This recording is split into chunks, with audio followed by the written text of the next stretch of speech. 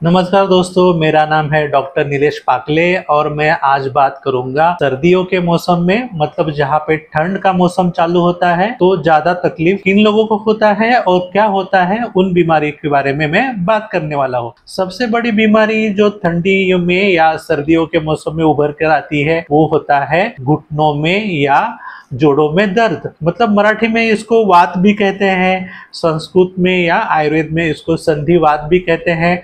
मतलब बहुत सारे लोगों को ठंडियों के मौसम में चलने में कष्ट होता है। मतलब बहुत सारे लोग जिनकी उम्र 40 से भी ऊपर है या 40 और 60-70 उम्र के लोगों में, या जिसको पहले से ही वात की बीमारी है, उन लोगों में भी आप देखेंगे कि ठंड के मौसम में उनको चलने में कष्ट या दर्द होता है, या जोड़ों में कभी कभी हल्का या ज़्यादा मात्रा में भी सूजन होता है।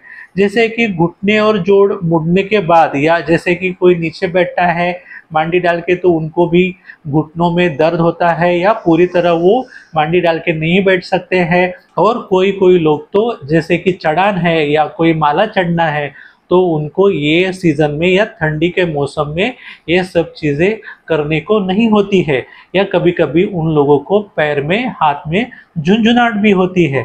तो बहुत सारे पेशेंट को डॉक्टर ये बोलते हैं कि आपको संधिवात है, जिसको अंग्रेजी में ऑस्टियो आर्थराइटिस करके बोलते हैं।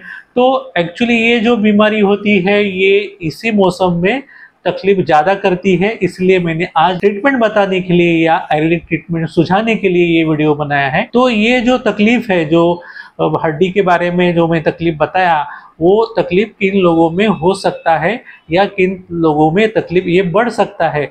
जिसका अगर उम्र ज़्यादा है तो जितना भी उम्र ज़्यादा रहेगा उतना ही वो पेशेंट को दर्द होता है।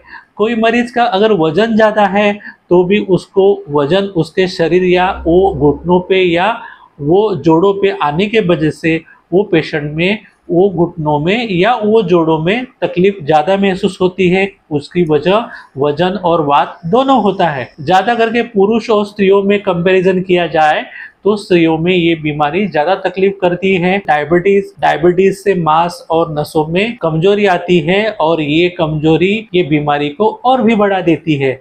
या और कोई नस संबंधी बीमारी है किसी पेशेंट को, या किसी को ऑटो इम्यून डिजीज है, मतलब उनके परदादा माता पिता या उनसे मिली हुई बीमारी कभी पेशेंट में आ जाती है तो इसको हेरिडिटरी बोल सकते हैं या ऑटो इम्यून डिजीज बोल सकते हैं।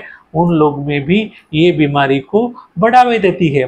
कोई कोई स्किन की बीमारियां भी होती है जिसका प्रभाव हड्डियों के ऊपर होता है, तो भी ये बीमारी मतलब ऑस्टियोआर्थराइटिस या संधिवात को बढ़ा देती है। कोई मरीज में अगर वात की तकलीफ है, वो साथ में उनकी कैल्शियम की प्रमाण और विटामिन डी का प्रमाण और विटामिन बी का प्रमाण अगर कम हो तो वो दर्द उनका बढ़ जाता है। अभी बात करेंगे कि ऐसा पेशेंट में हड्डियों में होता क्या है। तो एक्चुअली क्या होता है कि अपनी दो हड्डियों के बीच में, मतलब जहाँ पे जोड़ तैयार होता है दो हड्डियों का, तो जो भी हड्डी का जोड़ बनता है वो दो जोड़ के बीच में साइनोवियल फ्लूइड करके या एक तेल जैसी चीज या फ्रिक्शन को कम करने वाली चीज या ल्यूब्रिकेटिंग जैसी चीज रहती है, जिसकी मात्रा कम हो जाती है या घुटने एक दूसरे के ऊपर घिसने के कारण भी उधर ये तकलीफ या दर्द पेशेंट को महसूस होता है। तो इसका आयुर्वेदिक इलाज कैसे करें, क्योंकि अंग्रेजी में तो उसको पेन किलर दे ही न सकते हैं,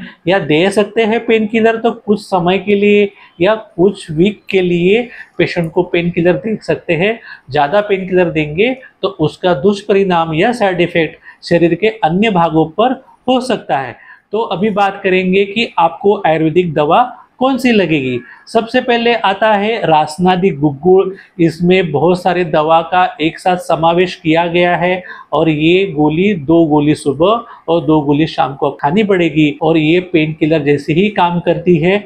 तो ये गोली से बिल्कुल भी एलोपैथिक मेडिसिन जैसा साइड इफेक्ट नहीं होता है। जिसको कोई पेशेंट को कभी कभी ये बीमारी के साथ पेट की साफ नहीं होने की भी समस्या होती है, उन्होंने त्रिफला गुग्गुल करके गोली आती है, वो 2 गोली रात में खाएंगे तो भी उनका पेट अच्छे से साफ हो जाएगा। सहचरादि क्वाथ करके एक पतली दवा होती है, वो 10 ml सुबह और 10 ml शाम को खाएंगे तो ये दवा आपकी बीमारी के ऊपर अच्छे से काम करती है। मतलब इसकी एंटी इंफ्लामेटरी और एंटी आर्थराइटिक करके प्रॉपर्टी होती है। मतलब ये वात कम करने के लिए बहुत बढ़िया दवा है।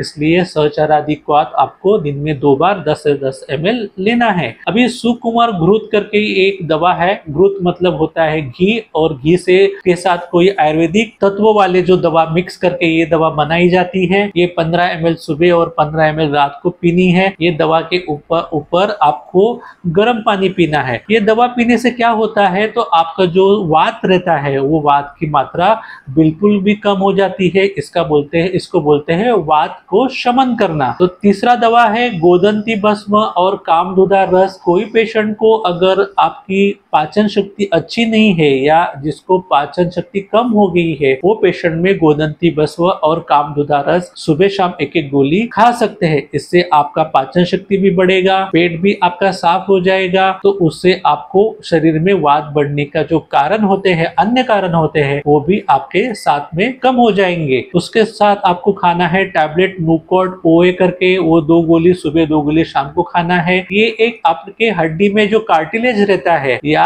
वो हड्डी के अंदर जो बेड रहता है उसको ठीक करने के लिए नुकॉड ओए जैसी गोली खाएंगे तो आपको जो हड्डी के बीच में होने वाली तकलीफें हैं, जैसे नस दबना, ये सब तकलीफें ये नुकॉड ओए गोली से कम हो जाएगी। तो आपको समझ में आया होगा कि मैंने ट्रीटमेंट के साथ आपको वो दवा क्या काम करती है उसके बारे में विस्तार से बात की है। आप ये गोली का सेवन करेंगे तो आपको निश्चित स्वरूप से आपको संधिवात या ऑस्टियोआर्थराइटिस से फायदा मिलेगा, क्योंकि हमने ये दवाइयाँ अन्य पेशेंट में बहुत दिनों से इस्तेमाल कर रहे हैं और उसका पेशेंट को फायदा भी हो रहा है। Thank you.